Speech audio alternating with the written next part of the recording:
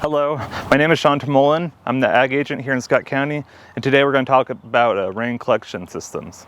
So here you can see we have one set up at the farmer's market, but they can come in a lot of different shapes and sizes, but they all have the two similar components: what kind of container you're using to collect the water in, and how you're collecting it from your downspout or your roof. And so here at the farmer's market, we have an IPC tote. This holds quite a bit of water, but there's a lot of different shapes and sizes. You can use this, you can have rain barrels, which are generally about 50 gallons, or you can have cisterns if you need to have a lot of water, or you're gonna use it for maybe plumbing or something like that. But this is what we used. It's important to have it raised up off the ground a bit, and that's where you can go ahead and, if you have it raised up, you can use gravity to have some natural flow. So you can hook up a hose or put watering cans or buckets underneath to collect some water from. And then for how to get it into your container, there's a few different methods. So here we're using a water diverter. And so all it is we're running it from the downspout. We have this hose, which this is how the rainwater gets to the container. But once this fills up, then it's going to divert back and use the natural downspout that you already had installed. You can go ahead and have downspouts installed to go ahead and fit right into here, into your collection system. But if you do that, you'll need to make sure that you have some sort of overflow, because the roofs collect a lot of water. That's one where, it doesn't take a lot to have 100 gallons come from a half-inch rain. And so there's some different calculations which I'll have in the description. You can figure out how much water you collect based on how much rainfall, but that's one where you're going to need to have a very large container if you're going to try to collect everything. So it's important to plan for how the excess water is going to get away from your building so you don't have it affect your foundation or other parts of your house.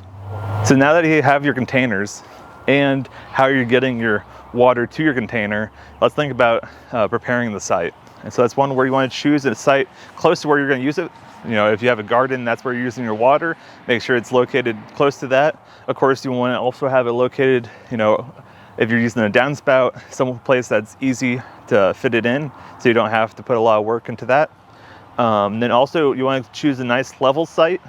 You want to go ahead and once you get your container there, you'll want to raise it up a bit, a few feet, because that will go ahead and help with the gravity flow. So you can go ahead and maybe connect a hose to it, or just so you can get buckets or watering cans under the spigot to collect the water. But then with getting it raised up, you need to think about something that's sturdy. So that's where I have a pallet for this IPC tote, but you can use concrete blocks or other things. Water will weigh a lot. That's one where about 50 gallons, I believe, is about 450 pounds. And so just make sure it's something sturdy that can hold the weight. And then once you have that, also just then think about where your overflow is, whether it's already your downspout with a diverter, or if you're going to go ahead and have an overflow coming from your barrel or rainwater container.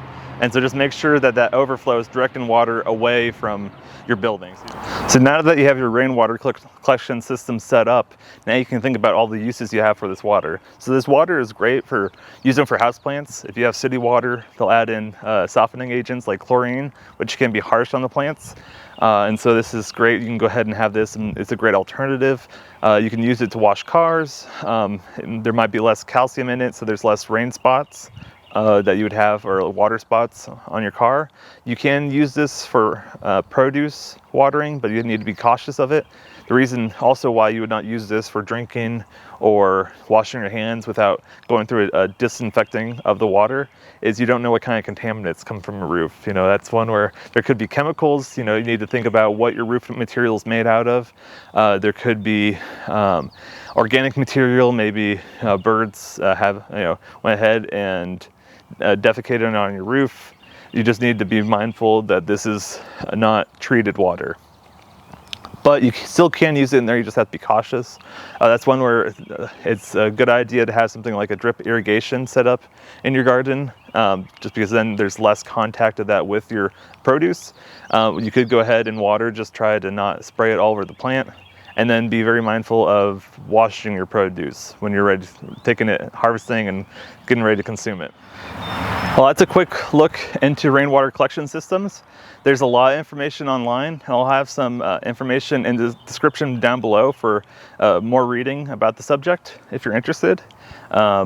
that's wondering if you have any questions. Maybe you want to go ahead and you don't know where to start, or you run into an issue, feel free to call the extension office here in Scott County, and I'm more than happy to help walk through it, whether get you started or help work through a problem.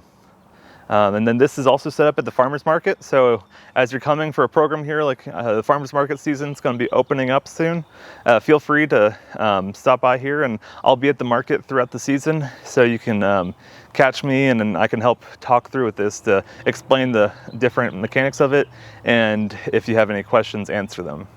Thanks.